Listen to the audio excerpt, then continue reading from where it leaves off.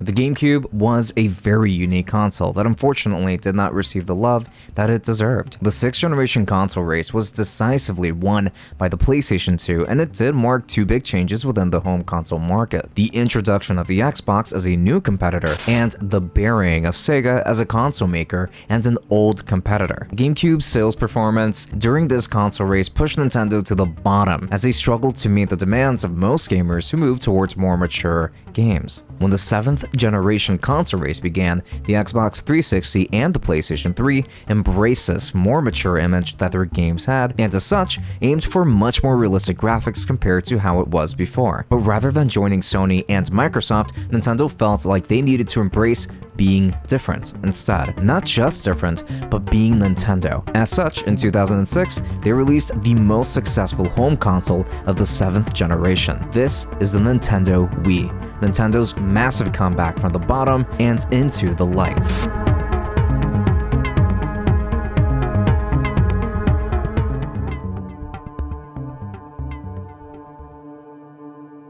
The Wii is a massive departure from not only the GameCube, but everything else that had come from Nintendo, including the Nintendo 64, the SNES, and the NES, in the sense that those were always meant to be sit-down and play experiences at their core. This concept isn't something that Nintendo never showcased or tried dabbling into in the public light. The NES had an accessory that you could purchase separately and move your character through the use of motion rather than pressing a button. This was the Power Glove from all the way back in the 80s. They even intended on having motion controls later on for the GameCube as a project still in development. However, considering how the GameCube performed in terms of sales, Nintendo decided to go all in on a unique selling point for their console: motion controls. Hence, they decided to hold back until the Wii was ready for release. The Nintendo Wii, in terms of its design, looks very modern in many ways. It has this glossy white exterior, and it is now very small. And it doesn't even look like a gaming device anymore, but it looks like something that is supposed to sit nicely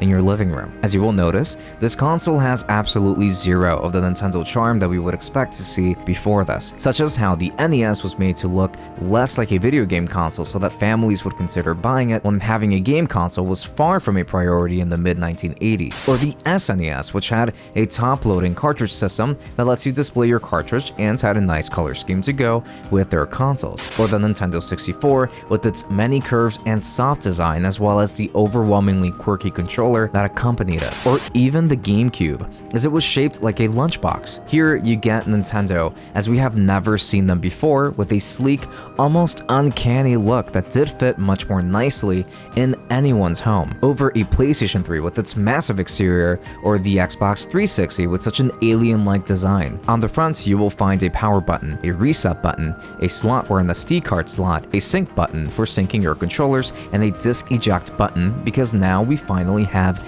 a full-size disc tray that plays full-size discs. This is finally being implemented, as Nintendo's games can now fit onto a disc that holds up to 4.7 gigabytes of data instead of the 1.5 gigabyte capacity of the mini disc from the GameCube era. 4.7 gigabytes is the same capacity of a regular DVD disc, which gives us the benefit of holding just as much data, but it is only a benefit in this regard. Nintendo unfortunately opted not to let the Wii read regular DVD discs once more to try and dodge the issue of piracy. That means that you cannot watch movies or playback music from your Nintendo console still. On the back, you will find a power plug, a digital AV out for composite and component, a proprietary connector for sensor bar, a cooling vent, and 2 USB-A ports. Then we have an additional 4 controller ports on the side, just so that you can plug in 4 GameCube controllers. The main reason for this is because this Wii is backwards compatible with the GameCube. For this version of the Wii, you could just insert a GameCube disc and it will let you play it to its entirety.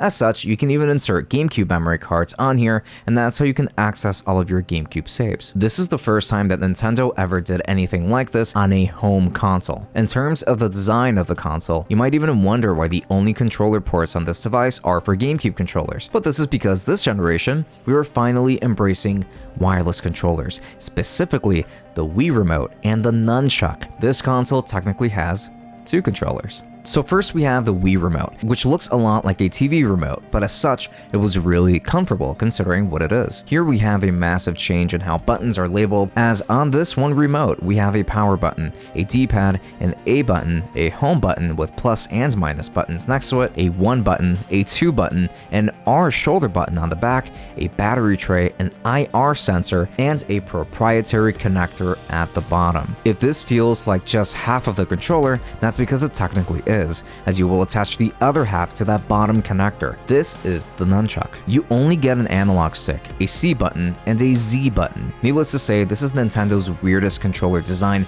ever, and that is saying a lot, as it is far from traditional. But it's this controller scheme that allowed for so many possibilities for gaming. This is because this controller is focused on motion controls. However, these are interestingly implemented. The Wii Remote does have IR, but it also features a 3-axis accelerometer, which handles most motion control related antics, including the detection of tilt, motion, and acceleration in every direction. However, this technology is not very precise, and you would feel it when in many games the remote would perform an action that you didn't mean to. And that's exactly why accessories like the Wii Motion Plus were made, as they added an actual gyroscope to your Wii Remote, which made many games much more playable. Now, these controllers are split this way for a few reasons. For motion-controlled games that benefit from moving both of your hands independently, then you can treat each attachment and hand as independent controllers and move them depending on what you have to do, such as treating one controller as a sword and the other as a shield. But if you only need one controller, such as the Wii Remote by itself, then you can detach it and play. And depending on what you played, you were also meant to adjust the orientation. Also, you will notice that there is a pointer on your Wii for you to play games that utilize it, or even just navigate the UI with a single hand. All of these things were very, very cool in the context of 2006, but at the same time, it was so different that it attracted an audience of people into gaming that wasn't there before. The fact that all you need are hand movements with some button presses made this such an attractive platform to a lot of people. And one big thing to mention is that this generation we're getting more sophisticated home menus. We did have some menu functionality, let's say, with the 6th generation consoles that greeted us whenever we powered them on, but they were limited in their functionality, besides accessing some quick settings. However, with the 7th generation of consoles, we have menus that feel much more alive. This is especially true when it comes to the Wii's home menu. We are greeted with background music and a whole host of options. Of course, we have access to a web browser and many more features thanks to the inclusion of built-in Wi-Fi. The most well-remembered aspect of the Wii's menu system is definitely the Me section. Here you can spend time making very simple yet charming caricatures of just about anyone that you want, and you can actually use them in games, which is surprisingly immersive. The music that plays here is well remembered, and while the Xbox 360 and I believe even the PlayStation 3 had something similar for avatar creators, nothing had the same charm as a Me. They felt like bootlegs. The Wii felt like it had everything necessary to attract all sorts of gamers, and especially non-gamers. It also launched at $249, which was a lot cheaper than the newly released Xbox 360 at $399, and especially the disgustingly expensive PlayStation 3 at $599. The Wii was way cheaper, and it was made to fit very well into your home no matter what or who else is in it. The Wii's design is actually special because this is when Nintendo took a completely different approach from what the industry expected, as instead of adapting a mature and edgy design, they embraced what made their games special, and it's that they were fun. So instead of competing directly with Sony and Microsoft in the traditional sense, they became a console that everyone had along with those other ones since you play them so differently. But it was exactly the games that made the Wii stand out so much to everyone, considering how well they worked with motion controls. Asterisk. These are the games that made the Wii so special.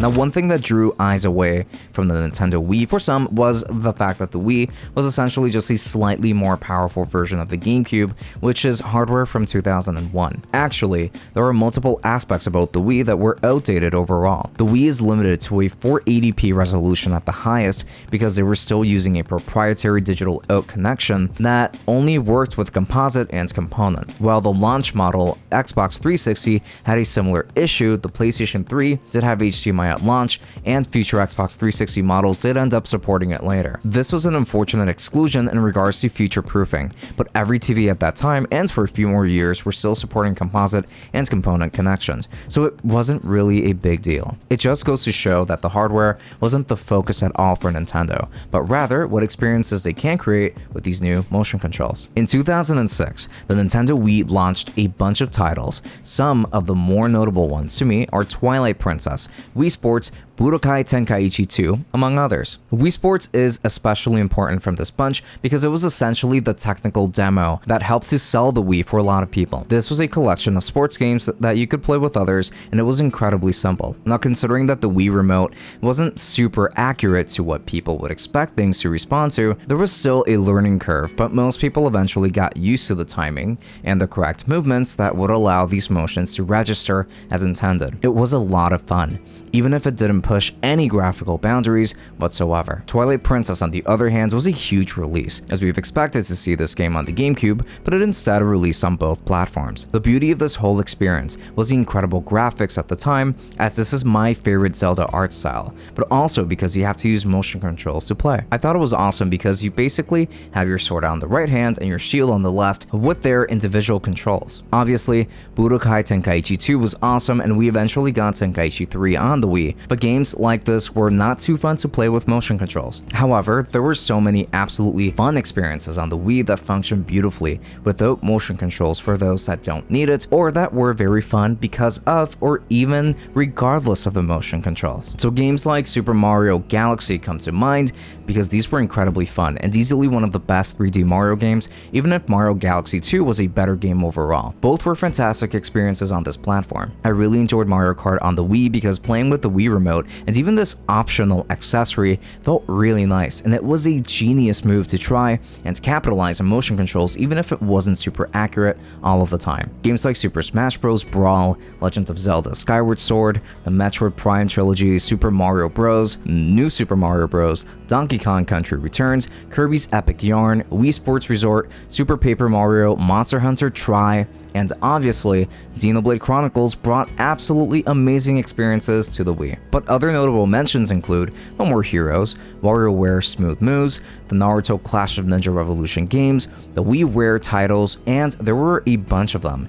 We even saw some Guitar Hero and Rock Band games with their own instrument accessories, which is always a ton of fun among so many more awesome experiences. Through the gimmicky nature of the Wii, we also ended up getting some accessories to complement the gaming experience for certain games. You could get a Wii Fit accessory known as the balancing board, which lets you play games in different ways with the intention of using this for exercising in a variety of titles, and this was a fun accessory that definitely got me moving as I could. I'm not too sure if you remember, but we even got a drawing tablet for the Wii known as the U-Draw Studio, which lets you connect a Wii Remote to it and you can draw through the use of a stylus. The experience was actually terrible, and I did not play this too often even after spending so much money on the accessory and the game. This was a poor use of my cash without a doubt. So while not every experience on the Wii was perfect, most of them were a lot of fun. Back when the Xbox 360 and the PlayStation 3 pushed the boundaries of realism in video games and aimed for having amazing games that looked really good, the Wii felt comfortable doing its own thing, to the point where you were playing completely different games on both sides. This is only one reason why,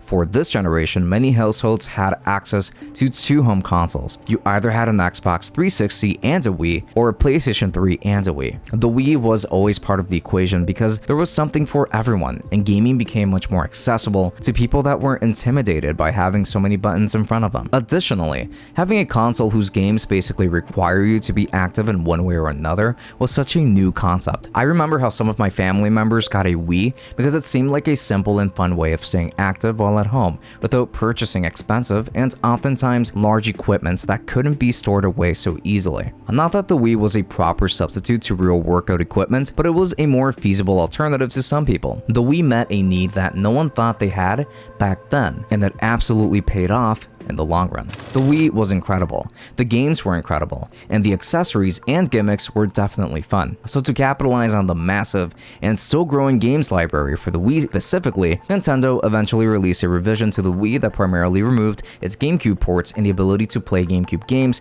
and was known as the Family Edition, costing only $129, which was an absolute steal either way. But the biggest revision is actually one of my least favorite consoles of all time. In 2012, we got the Wii Mini for $99.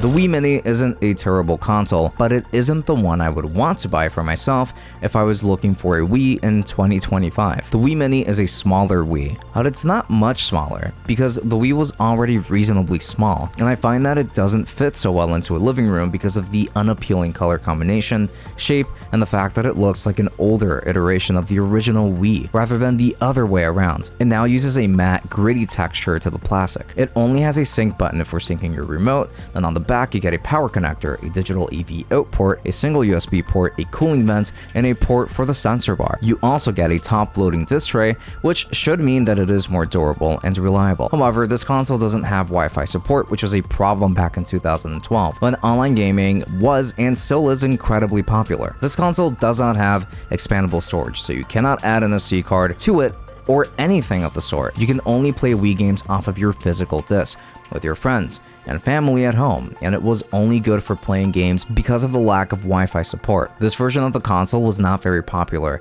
and we can see exactly why that was. Most families already had a Wii at home, but the Wii Mini could still be a budget gift for somebody who just wants to have fun at home, and there are tons of games that you can still enjoy regardless of it all. I'd say that my biggest complaints with the Wii Mini is the fact that they didn't take this opportunity to add an HDMI port just to at least future-proof it a little bit, especially since it was released in 2012. Also, this console was a Canadian exclusive release, which was interesting to say the least. And of course, this also isn't the console that you would want to get today if you're into modding your Nintendo hardware, as you can't add any storage to it, nor can you access the web browser due to the lack of Wi-Fi. The Nintendo Wii was a very exciting console because of the overwhelming support not only from first-party titles, but also from third-party developers. This is when Nintendo truly took steps to draw the attention of third-party developers to port their games over to the Wii, or more so create brand new experiences that could only work on the Wii. These experiences were so great that the GameCube's aging graphics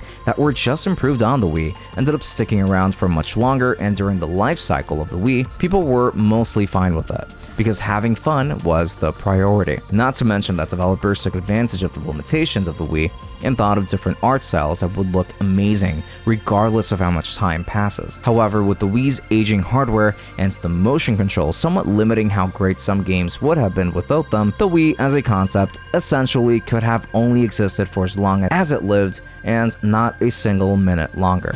The Nintendo Wii was the console that brought Nintendo back to the top when it came to its ranking in terms of sales. The 7th generation was one of the most exciting and competitive generations of gaming ever, because there are no losers or even failures that can be associated with any of the main competitors here. The Xbox 360 sold incredibly well, same did the PlayStation 3, and these two consoles were riddled with hardware-related issues. If you watched my mini documentary on the GameCube, then you will know that the GameCube sold far below Nintendo's expectations, with it only reaching 21 million sales, as they had been heading on a downward spiral for generations at this point. But the Wii outsold Microsoft and Sony in terms of console sales, selling 100 million units. This was Nintendo's most successful home console ever, surpassing even the NES, which was their most successful console before that. And because of the Wii's massive success worldwide, it made Nintendo realize what approach they needed to take moving forward in order to stand out and keep this momentum going. Not as a competitor, but rather as a companion piece